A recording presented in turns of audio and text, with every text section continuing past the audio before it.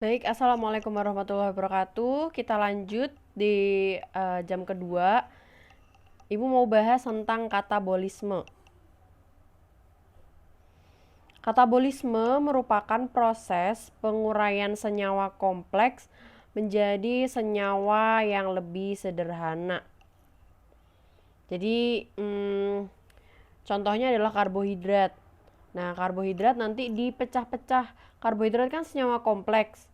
Dia rumus senyawanya adalah C6H12O6. Nanti dipecah-pecah jadi karbon dioksida dan segala macam. Fungsinya, fungsi dari memecah senyawa kompleks menjadi senyawa sederhana itu untuk memperoleh energi. Karena kalau mecah senyawa dari senyawa kompleks ke senyawa yang lebih sederhana, itu akan menghasilkan energi. Energi berupa apa? Berupa ATP.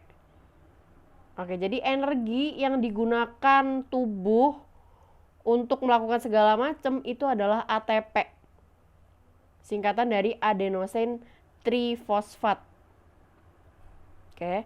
Menghasilkan energi yang dapat digunakan oleh makhluk hidup sehingga disebut juga reaksi eksergonik.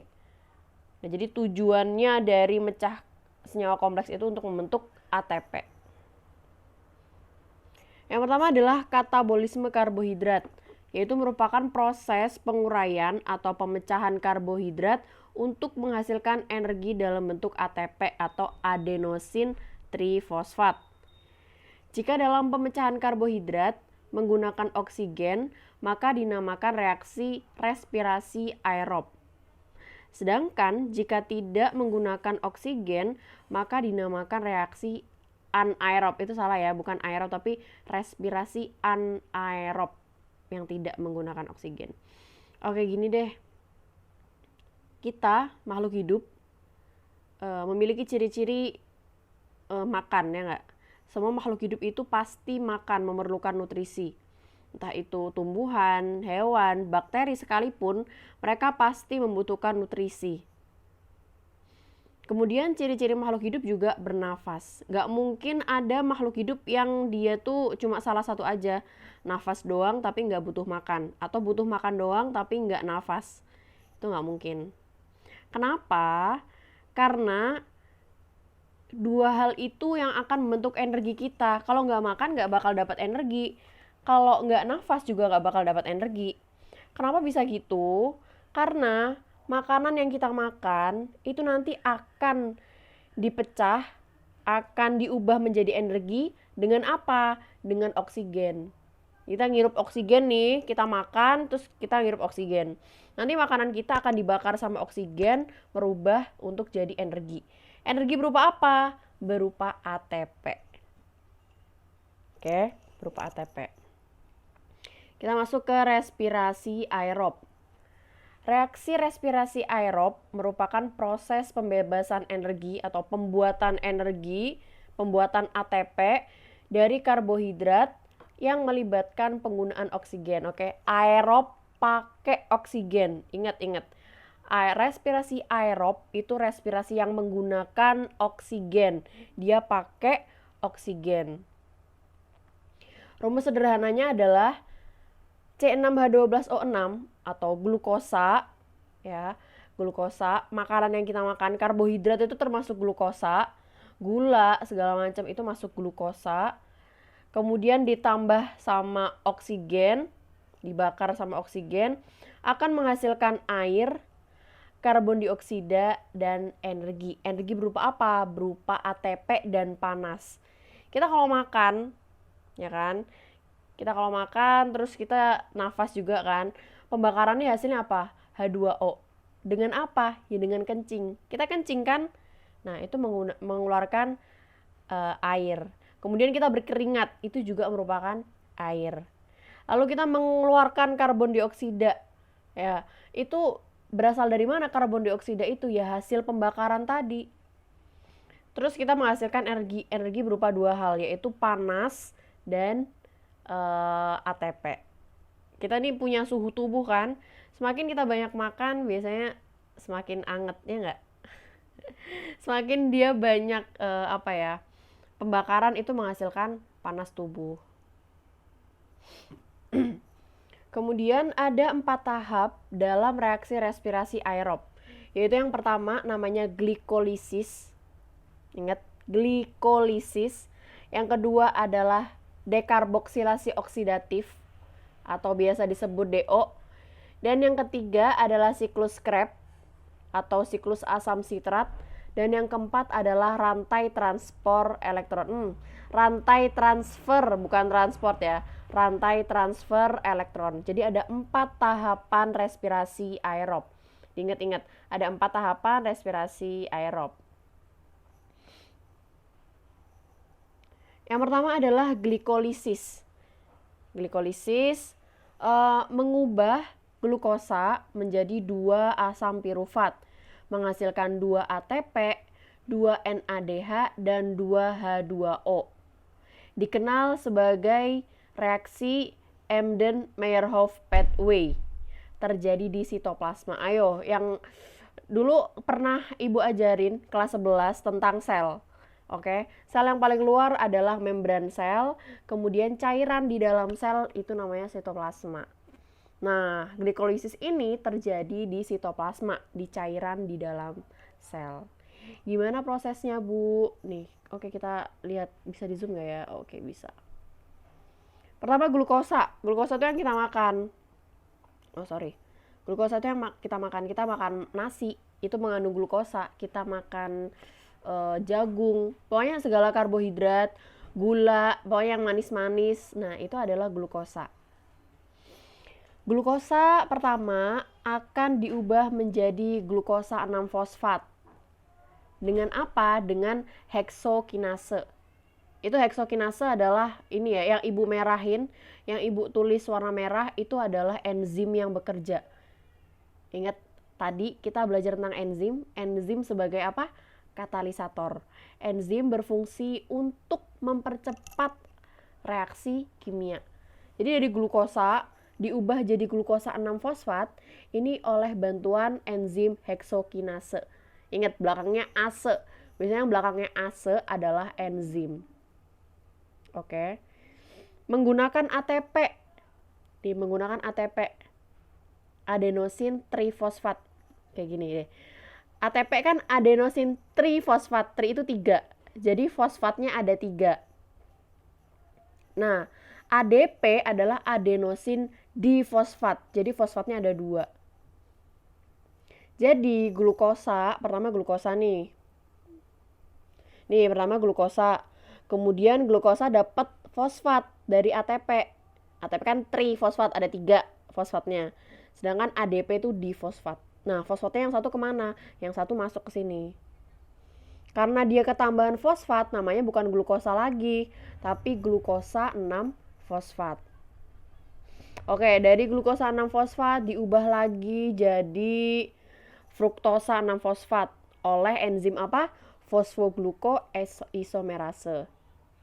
Nih. Fosfoglukoisomerase. Kemudian dirubah lagi jadi fruktosa 1,6 bifosfat. Ini dia ketambahan ini lagi, ketambahan fosfat lagi. Lihat. Ini yang awalnya di atas nih. Di atas nih fosfatnya cuma 1, lihat, fosfatnya cuma 1. Di sini fosfatnya ada 2. Aduh, ketutupan sama bunga. Nih, fosfatnya ada 2 yang warna oranye nih. Sebelah kiri sama sebelah kanan dia ada fosfatnya. Karena dia ketambahan ini ATP, fosfat dari ATP. Oke. Jadi bisa dilihat ya di sini proses pertamanya membutuhkan ATP dirubah jadi ADP. Oke. Terus, nah kemudian di bawahnya dia pisah jadi 2. Ini bisa dilihat ya. Ini bisa dilihat bahwa glukosa itu ada 6. C6. Kan glukosa itu rumusnya C6 H12O6. Berarti C-nya ada 6. Oke, C-nya ada 6. Sampai ke tahap ini, sampai ke tahap fruktosa 1,6 bisfosfat, masih 6 juga. Masih 6 juga C-nya. Sedangkan pas udah pisah nih, dia jadi 3. Jadi 3 C-nya. Namanya fosfogliseraldehid. Nih, fosfogliseraldehid namanya.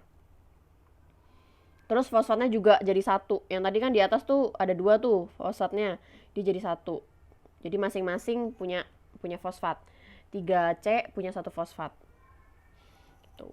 Kemudian masuk lagi nih satu fosfat. Fosfatnya masuk lagi satu. Dia mengubah NAD menjadi NADH. Mengubah NAD menjadi NADH. Oke, berarti dia di sini menghasilkan NADH. Ingat-ingat, menghasilkan NADH. Karena tadi dia pisah jadi 2, jadi yang sebelah kanan menghasilkan NADH, sebelah kiri juga menghasilkan NADH. Ini ibu yang ingat ya, yang ibu merah-merahan ini enzimnya. Apakah perlu dihafalkan, Bu? Nggak usah. Nggak usah dihafalkan. Tapi kalau mau hafalin juga nggak apa-apa. Cuma biasanya yang keluar adalah ini, nama-namanya ini. Ingat nih, jadi dia menghasilkan NADH. Kemudian di bawahnya, ini dari ADP, adenosin difosfat, yang fosfatnya cuma ada 2, jadi ATP, yang fosfatnya ada 3, berarti dia ketambahan fosfat. Ya kan? Nih di sini lihat nih strukturnya. P-nya ada 2, fosfatnya ada 2. P itu fosfat ya. Fosfatnya ada 2, C-nya ada 3.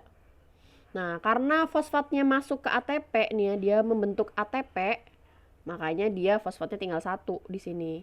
Namanya adalah 3-fosfogliserat. Namanya ada 3-fosfogliserat. Oke, berarti tadi ya di atas dia menghasilkan NADH, 2 NADH, soalnya kanan sama kirinya menghasilkan NADH, sama dia menghasilkan 2 ATP. Ingat, menghasilkan 2 ATP. Lalu di bawahnya dia jadi fosfogliserat. Lalu di bawahnya dia menghasilkan H2O. Itu lihat, menghasilkan H2O. Sebelah kanan menghasilkan H2O, sebelah kiri juga menghasilkan H2O. Lalu yang terakhir, nah dia menghasilkan ATP lagi nih, lihat. Dia menghasilkan ATP lagi. Jadilah yang paling bawah adalah asam pirufat. Bisa dipahamin sampai sini? Jadi proses glikolisis menghasilkan apa aja, cuy? Pertama, dia butuh ATP yang awal-awal. Dia butuh 2 ATP yang awal-awal nih. Nah, di sini dia menghasilkan 2 NADH. NADH-nya ada 2 yang dihasilkan. Terus ATP yang dihasilkan ada berapa? 1, 2, oke. Jadi yang di atas ini, yang di atas dia membutuhkan 2 ATP. Yang di bawah dia ada berapa nih ATP-nya? 1, 2, taruh. Gimana ya? Ibu lingkarin ya yang dihasilkan ya.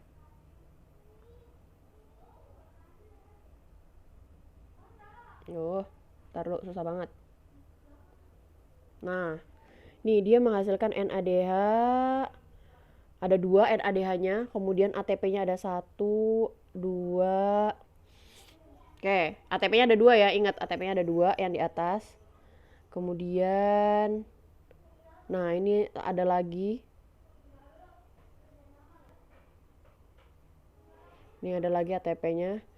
Berarti yang di bawah ATP yang dihasilkan ada 4. Ingat, yang di bawah ATP yang dihasilkan ada 4. Kemudian ada dihasilkan H2O. Sedangkan yang di atas dia butuh ATP 2. Butuh 2 ATP, yang di bawah ATP yang dihasilkan 4. Jadi total ATP yang dihasilkan dalam glikolisis adalah 2. Bisa dipahamin nggak? Yang atas kan butuh ATP, butuh 2 ATP. Yang bawah setelah pecah dia menghasilkan 4 ATP. Nah, karena tadi yang di awal dia udah make 2 ATP, maka total ATP yang dihasilkan dalam glikolisis itu ada 2 ATP. Oke. Bisa dipahamin? Jadi totalnya nih, ATP yang dihasilkan ada 2. NADH yang dihasilkan ada 2. Terus H2O yang dihasilkan juga ada 2. Ada 2. Oke, berarti itu yang dihasilkan. Ingat apa yang dihasilkan, diingat. 2 NADH dihasilkan dalam glikolisis. 2 ATP dihasilkan dalam glikolisis dan 2 H2O atau air dihasilkan dalam glikolisis. Diingat. Dicatat Catat ya.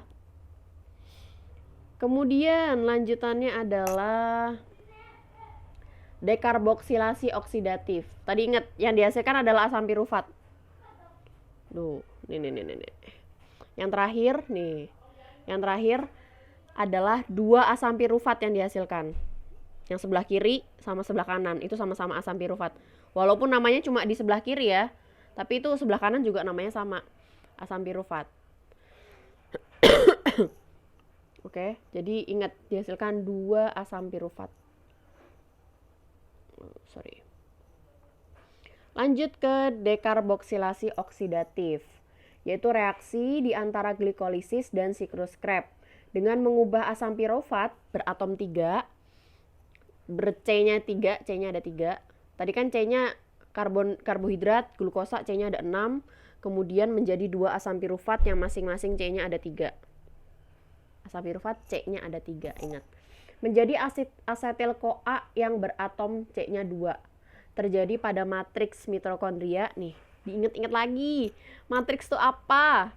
Matriks itu cairan di dalam mitokondria, itu matriks. Oke, mitokondria itu apa? Aduh, jangan sampai lupa. Mitokondria itu salah satu organel di dalam sel. Oke, dibuka lagi bukunya, dibuka lagi, mana ya? Ini catatan ibu, mana sih? Pokoknya kertas yang dulu pernah ibu kasih. Pernah gak sih? Belum pernah ya? Pokoknya tentang sel, ibu dulu kayaknya pernah kasih. Nah itu ada mitokondria, dibuka lagi kalau misalnya lupa. Menghasilkan 2 asetil-CoA, 2 NADH, dan 2 CO2. Nih prosesnya. Nih asam pirufat nih. Asam piruvatnya kan tadi ada 2. Nah ini prosesnya cuma 1 doang, kelihatannya di sini. 1 asam pirufat menghasilkan 1 NADH, menghasilkan 1 NADH, menghasilkan 1 CO2, dan menghasilkan 1 asetil-CoA. Cuma 1 asam pirufat. Tapi tadi kan di glikolisis kan asam pirufatnya ada 2, ya kan? Berarti ya 2 kali tahap dekarboksilasinya. Jadi yang dihasilkan 2 NADH, 2 CO2, dan 2 asetil-CoA. Bisa dipahamin? Oke. Oke, next ke siklus Krebs. Nah, siklus Krebs ini dia terjadi di mitokondria. Oke, selanjutnya adalah siklus Krebs. Yang mana siklus Krebs ini terjadi di matriks mitokondria, sama kayak DO tadi, sama kayak lupa jadinya namanya. Dekarboksilasi oksidatif, sama-sama terjadi di matriks mitokondria atau cairan di dalam mitokondria. Hasilnya adalah 6 NADH, 2 FADH, 2 ATP, dan 4 CO2.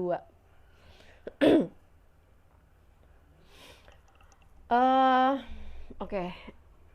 Panjang banget nih ya siklusnya. Pertama, ada asetil-CoA. Ini asetil-coenzim, maksudnya asetil-CoA ya, yang dihasilin dari dekarboksilasi oksidatif tadi, yang dihasil dari DO. Yang mana atom C-nya itu ada 2. Oke. Kemudian asam sitrat. Nah, ini yang awalnya dia jadi 2. Nih, lihat nih. Di sini dia atom C-nya 2, di sini atom C-nya ada 4. Kemudian bergabung. Mereka bergabung, jadi di sini ada berapa nih? Ada 6, ya kan? Ada 6, atom C-nya ada 6. Lalu di sini dia menghasilkan H2O, di sini menghasilkan CO2. Bentar. Kayaknya lebih enak kalau dicoret-coret. Oke. Pertama, dia menghasilkan H2O, kemudian menghasilkan CO2, lalu menghasilkan NADH, menghasilkan CO2 lagi, menghasilkan NADH lagi. Di sini menghasilkan ATP, di sini menghasilkan FADH2, kemudian dia menghasilkan NADH lagi di sini. Ini biasanya keluar asetil-CoA, terus habis asetil-CoA apa? Oh, asam sitrat. Habis asam sitrat apa? Asam isositrat. Ibu punya lagu, kita nyanyi yuk bareng-bareng. Jadi nyanyinya gini, sebenarnya agak maksa sih lagunya, cuma biar kalian cepet hafal aja gitu. Lagunya kayak gini.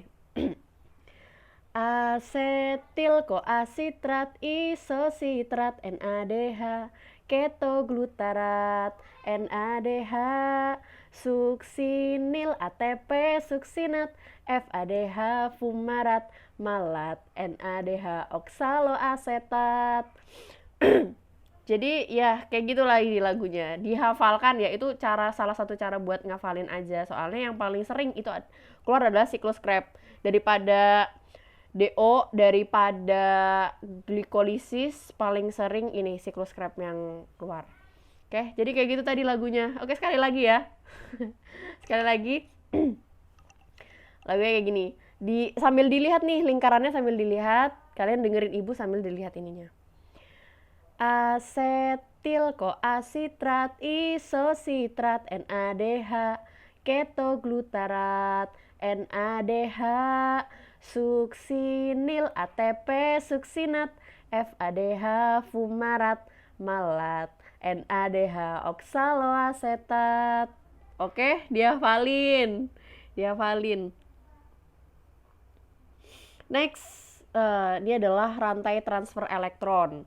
Terjadi pada krista, yaitu membran dalam mitokondria. Perlu diingat ya bahwa respirasi aerob ini dia terjadinya di mitokondria kebanyakan, kecuali glikolisis. Glikolisis itu terjadi di sitoplasma, di cairan dalam sel. Tapi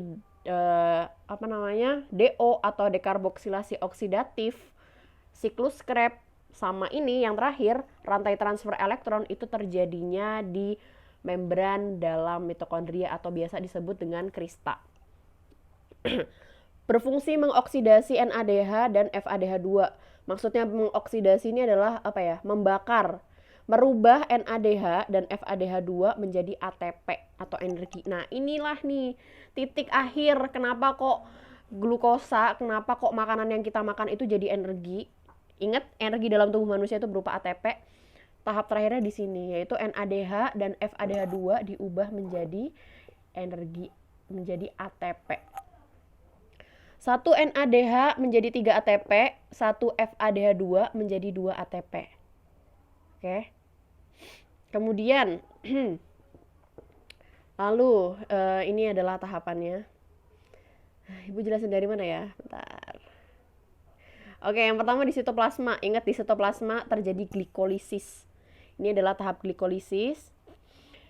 Glikolisis menghasilkan berapa ATP? Ada 2 ATP yang dihasilkan. Ingat-ingat lagi nih, ada 2 ATP yang dihasilkan dalam glikolisis. Dan 2 NADH. Oke, ada 2.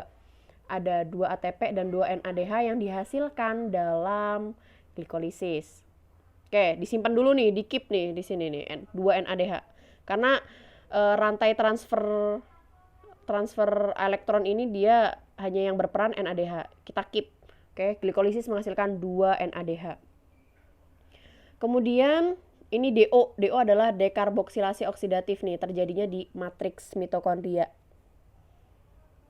Dia juga menghasilkan 2 karbon dioksida dan 2 NADH. Kita keep 2 NADH-nya. Lalu di siklus Krebs juga sama, terjadinya di matriks mitokondria.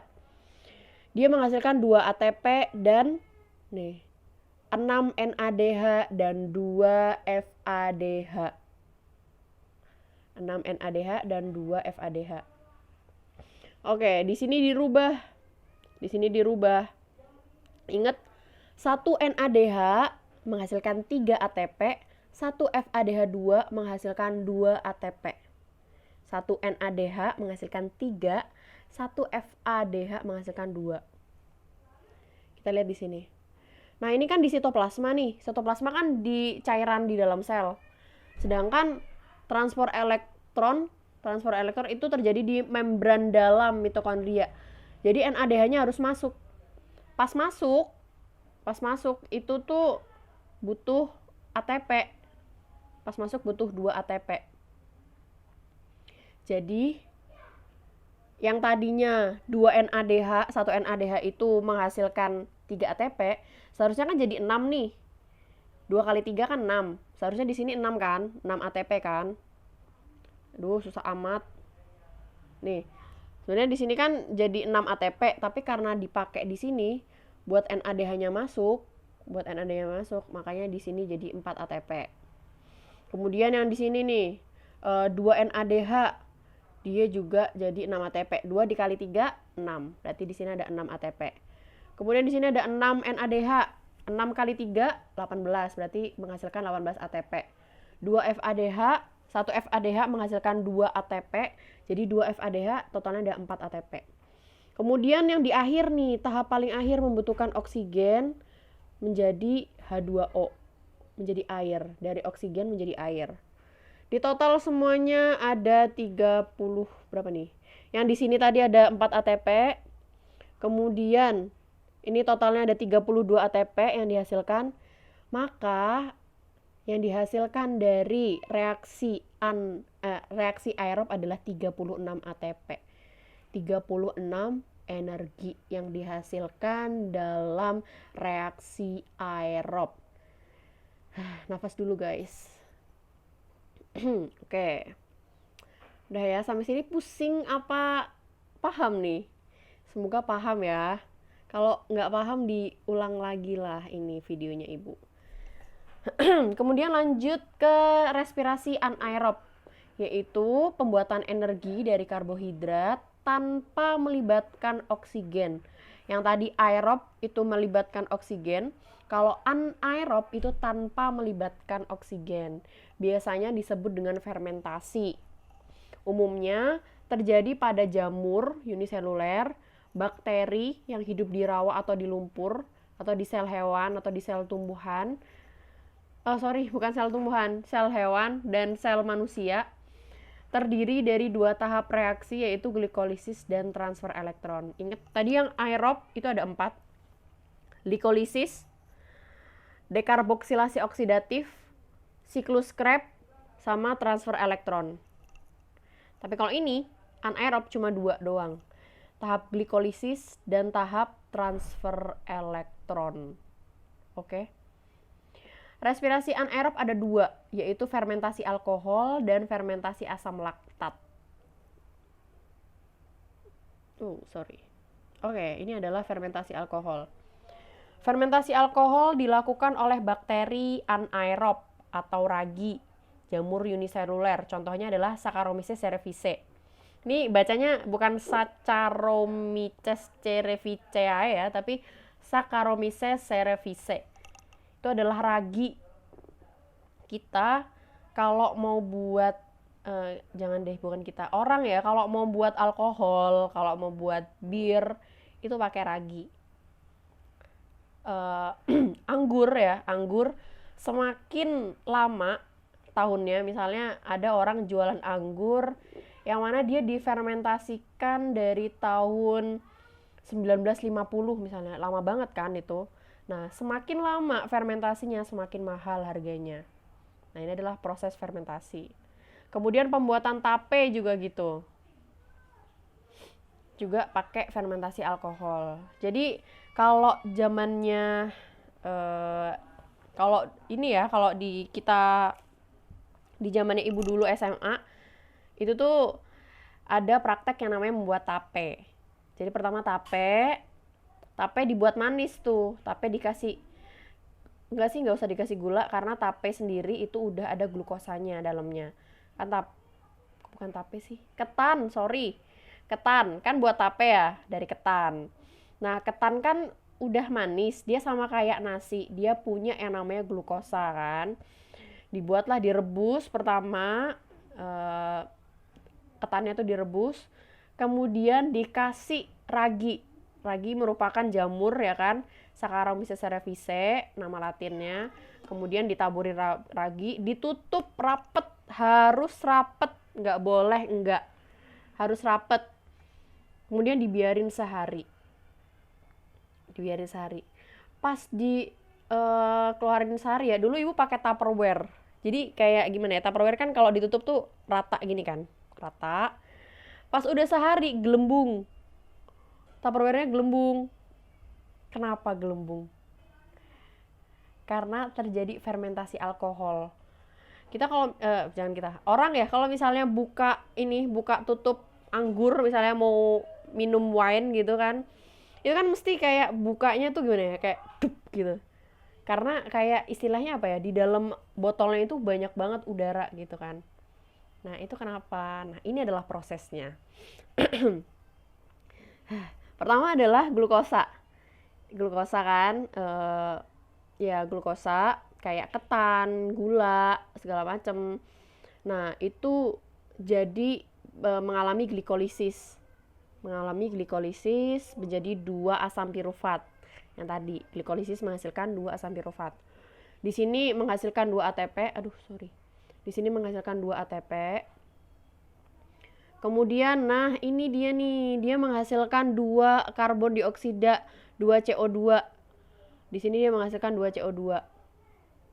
Lalu menjadi 2 asetaldehid, lalu menjadi etanol atau alkohol. Bu, berarti tape ada alkoholnya dong? Ada, tape ada alkoholnya. Cuman kadar alkoholnya sedikit, jadi tidak memabukkan. Gitu. Ini adalah hasil dari fermentasi. Kenapa kok tupperware-nya ibu tadi yang habis pakai tape itu menggelembung ya? Karena ini hasil dari fermentasi alkohol itu ada karbon dioksidanya 2 CO2, sehingga ya itu tadi tupperware ibu jadi menggelembung gitu.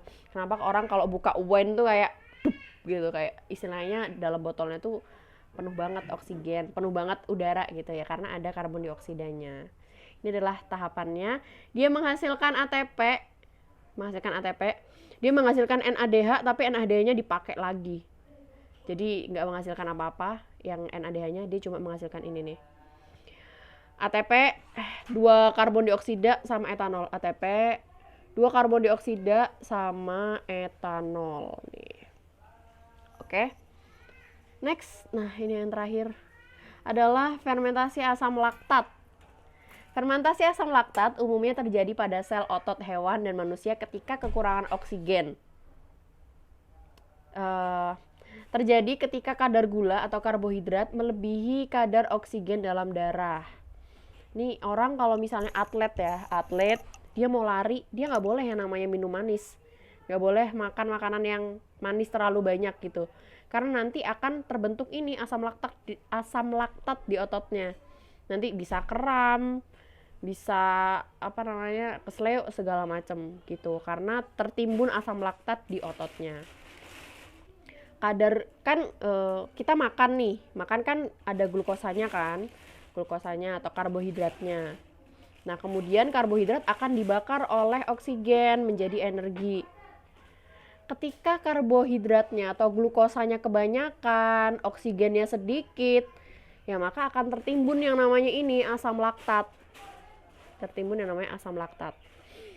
Dapat terjadi pula pada bakteri pembuatan keju dan yogurt. Nah, pembuatan keju sama yogurt itu juga pakai ini nih, fermentasi asam laktat. Hasilnya adalah 2 asam laktat dan 2 ATP. Ini adalah prosesnya, dia melalui proses glikolisis. Ingat, glikolisis itu menghasilkan 2 asam pirufat. Lalu dia menghasilkan 2 ATP, ini 2 ya, enggak 1, 2 ATP. Lalu dia menghasilkan 2 asam laktat.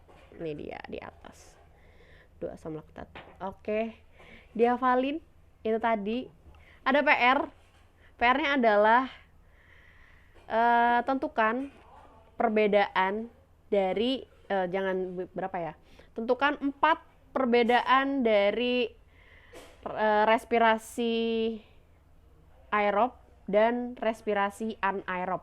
Sebutkan 4, minimal loh ya, minimal. Kalau kalian mau lebih nggak apa-apa. 4 perbedaan reaksi anaerob dengan reaksi aerob. Oke. Waktunya, deadline-nya adalah besok Jumat jam 8 malam. Lama banget kan? Jumat jam 8 malam dikumpulin PC ke ibu. Oke. Sekian dari ibu, semoga apa yang disampaikan dapat bermanfaat. Alhamdulillah, jazakumullah khairan semuanya. Wassalamualaikum warahmatullahi wabarakatuh.